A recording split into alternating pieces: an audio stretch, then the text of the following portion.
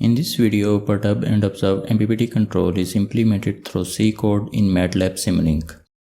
For this purpose, we will select the following blocks from the library browser: constant block, PV array, current measurement, voltage measurement, go to block, from block, series RLC branch, MOSFET, diode, product block, scope, MATLAB function, PWM generator, and PSP option menu block. After selecting all the components, arrange them as shown on the screen. The photovoltaic array used for this simulation consists of a 10x3 PV array.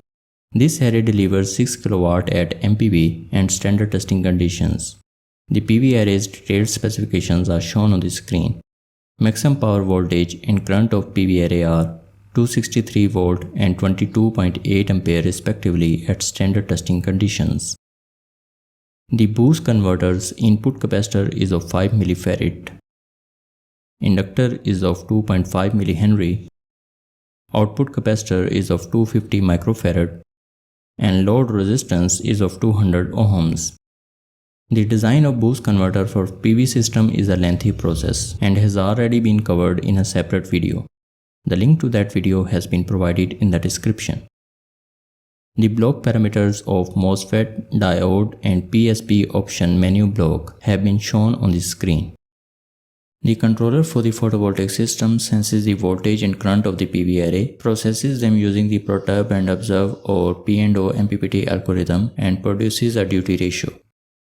Instantaneous values of array voltage VA and current IA are sensed by the voltage and current measurement blocks respectively. Go to and from blocks are used to pass the signal from one point to another without using wires. We have used product block to multiply VA and IA to calculate array's power PA. Right click on the scope and in Signals and Ports section, select number of input ports equal to 3. To implement P&O algorithm, we will follow the flowchart shown on the screen. In MATLAB function, we have defined P&O algorithm's C code. VA and IA are the inputs of this function and duty ratio D is the output. All of the local variables declared in this MATLAB function are reinitialized when Simulink calls it. But some variables such as previous array voltage, power, and duty ratio store the instantaneous values at current simulation step and are used at the next simulation step as shown in the flowchart. Therefore, each function call should not reinitialize these variables. As a result, we have declared these variables to be of the persistent type. These statements declare empty persistent variables which are not initialized to any value. Therefore, these if conditions are used to initialize them to some value. Now, whenever this block of code is run for the first time, these variables are created and initialized only once and they retain their previous values in subsequent function calls. Next, delta VA and delta PA are calculated. The next step is to see if delta PA or delta VA is equal to 0 or not. If delta PA or delta VA is equal to 0, it means we have reached the MPP point. Therefore, we do not need to change the duty ratio. But if they are not equal to 0, then we are not at the MPP point. And then we check whether delta PA and delta VA are greater than 0 or less than 0 as shown in the flowchart and give negative and positive perturbations to the duty ratio accordingly. The value of delta D chosen here is equal to 0.0001.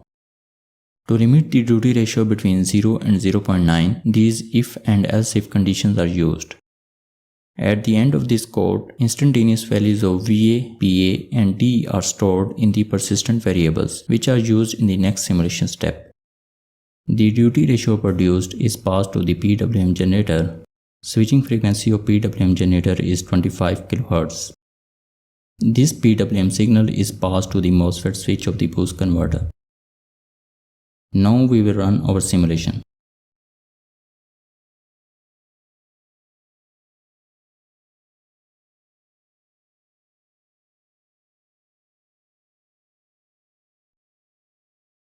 These are the graphs of array power, voltage, and current. you can see in the signal statistics window that mean array power in steady state is nearly equal to 6000 watt, which is the maximum power point of the PV array. Similarly, value of array voltage in steady state is 260 volt and that of array current is 23 ampere.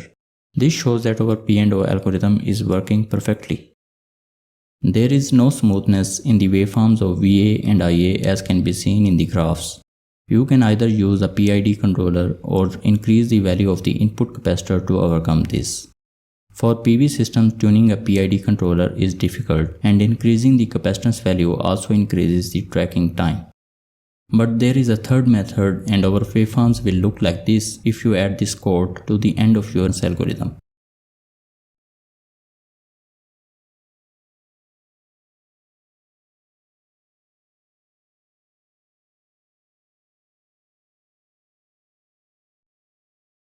This was a tutorial of how to implement Perturb and observe C code in MATLAB SIMULINK. If you have any queries, then you can ask in the comments. Please subscribe to my channel and see you in the next video.